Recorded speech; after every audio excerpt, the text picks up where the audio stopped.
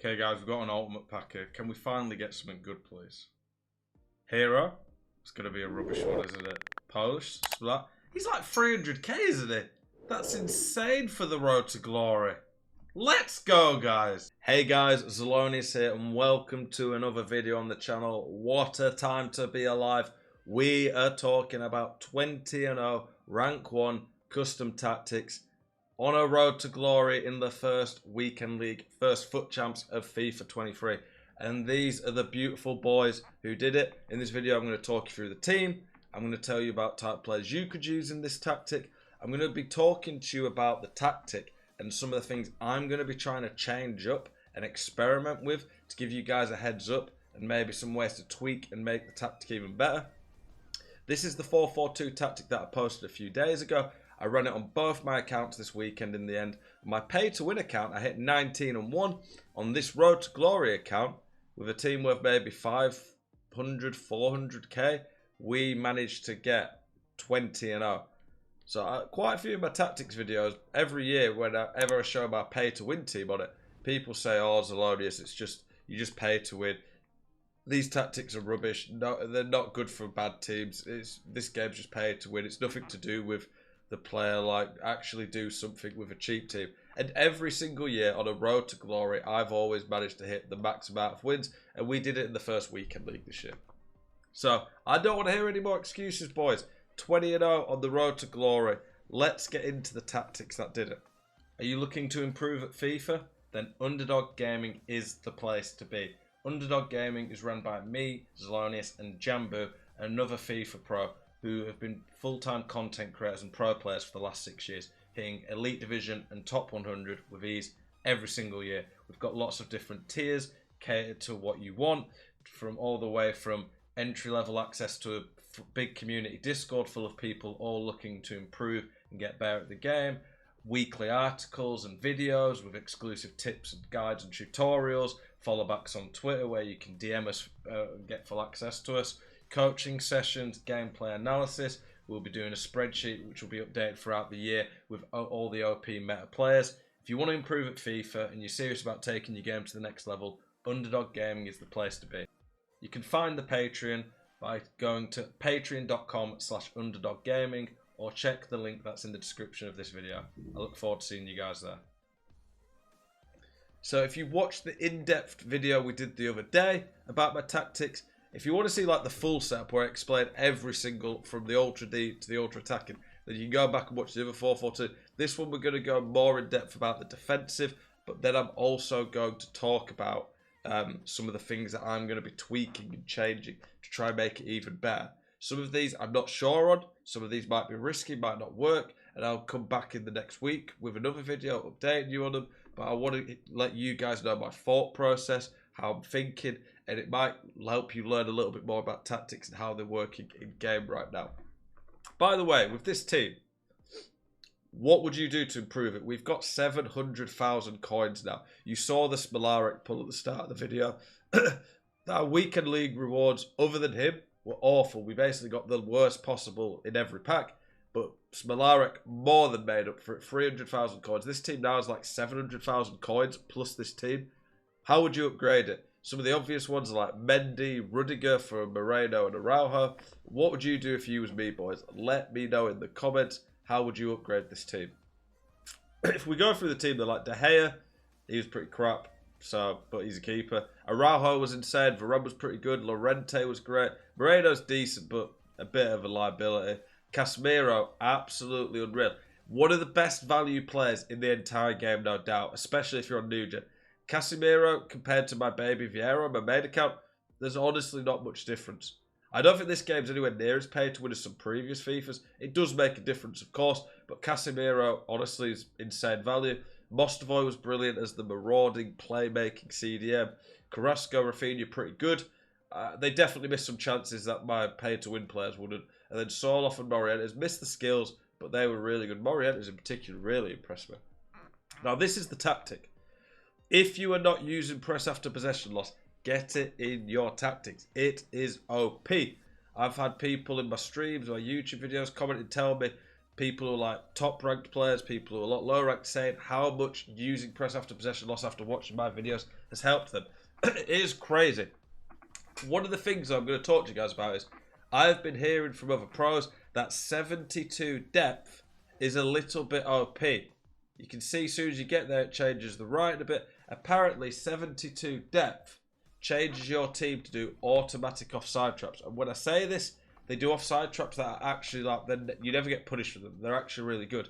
So I am going to be changing this week and experimenting with that. If I don't think it works as well as I've been hearing, I'll stop it. I'll come back to you guys and I'll say, don't do that. But it's something I'm going to be trying. It might be risky and you might want to wait until I've kind of vetoed it, made sure it's okay.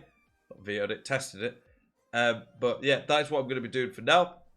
The width for me works really well. The width in this tactic is one of the things I'm not adjusting. The width allows me to be compact through the middle. A lot of people are playing now with players like Haaland, CR7, Soloff, big, lengthy strikers who, if they're getting behind, you're not catching them. The width being low allows me to be good against the middle, and I can still defend the wings by manually switching to it.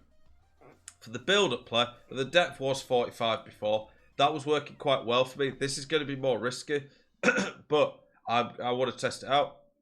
The build-up play for me, I've tested some of the others, but they just didn't work as well for me as balance. Balance has worked really nicely.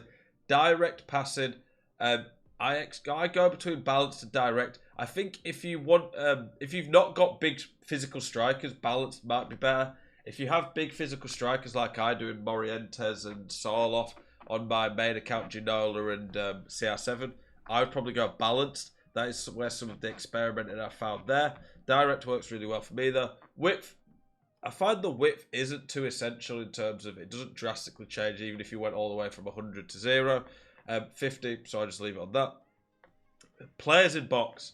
I found when I had 7, I was a bit higher. I was a little bit too vulnerable to counter-attack. So for now, I've gone on 6. If you want to keep the ball a little bit better and don't want to be forced to go forward as fast, balanced and like 4 or 5 players in box might work for you. Direct passing's how I prefer it though. The corners and free kicks, I've not really experimented much there. I think this is fine. I like how it is now. Like I said, this is the team in game. I honestly think, especially if you play new gen, 2 big physical strikers works really well. Explosive players just don't get away on this game. Whereas if I get in behind with one of these guys, they ain't getting caught. I like pace and good dribbles out wide. You need a CDM who can be good defensively for this formation. This formation, the main issue with it is it's a little bit vulnerable to counter-attacks and it's a little bit open in the middle because of the gap between the strikers and midfielders. So having a destroyer CDM is really important for this. I keep getting asked, do I prefer this to the 4-2-3-1? Do I prefer this to the 5-1-2-2? For me, yes. Do I think it's better? Not necessarily. Is it better for me though? Yes. When I give you guys tactics videos, I've tried to give you guys lots of different formations and viable options. I don't just think, generally speaking, of FIFA, there's ever one just out and out OP formation. That's the only one you can ever use.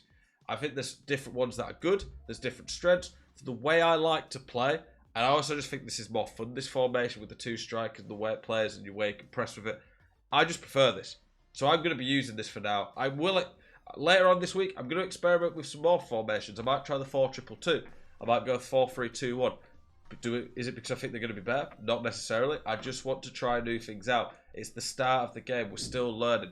I want to give you guys such a variety of formations that you can use that you go into a weekend league and you have some that you're really happy with. That's what I'm here to do. Help you guys get better at the game. Help you have more fun. That is the main aim of my channel. Instructions. I did mess around with Target Man.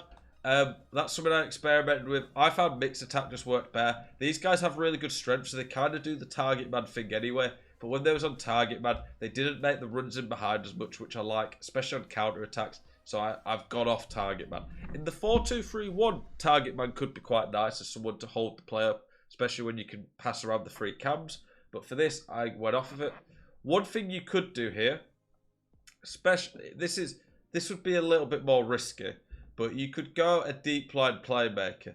The deep line playmaker will make you a little bit more probably good going forward, give you a few more options. But for me, I prefer this stick to position still. The deep line playmaker just means he's a little bit more likely to be caught out, whereas the stick to position means he's more likely to just stay back and cut the passing lanes out. I go cover wing on both CDMs. Simply put, they only cover the wings when they're exposed, which is fine.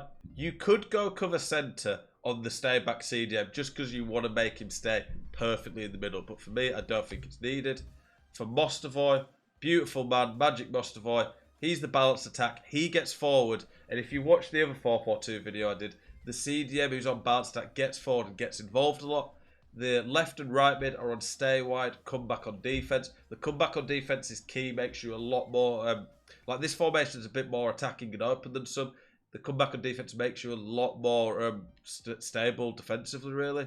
Stay back while attacking on the fullbacks, centre backs, and normal on the keeper. That is the main tactic I used this weekend. I did go to more aggressive ones if I was losing, but honestly, on the road to glory, I never really, I didn't go to extra time once. I didn't come close to losing. This formation tactic just suits how I want to play. You can score lots of great goals. You've got 5 different attacking options really with the CDM who gets involved.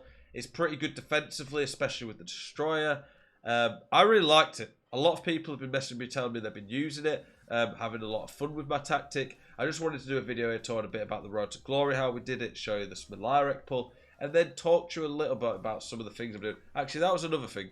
If you want to be really aggressive, and it can pay off in this game, I just don't do it because in the higher divisions, I think it's a little bit too risky. But this can catch your opponents out. You can go step up on your centre-backs.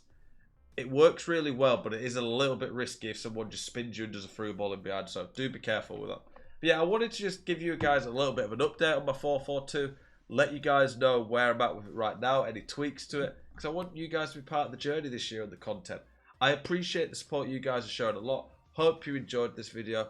As always, you know I want you boys to keep it spicy. Make sure you guys come and check out my Twitch streams. Zelonius92 on Twitch. 250 people watching me live. Hit the 20-0 this weekend league on the road to glory. I stream all my weekend leagues. I stream every day. High-level division rivals. It's a good chance to come ask me questions. Good chance to come support me more in my content. Interact with me in my community. It'd be great to see some of you guys there. Really appreciate you all. Hope you enjoyed this video. Keep it spicy. See you in the next one. Peace.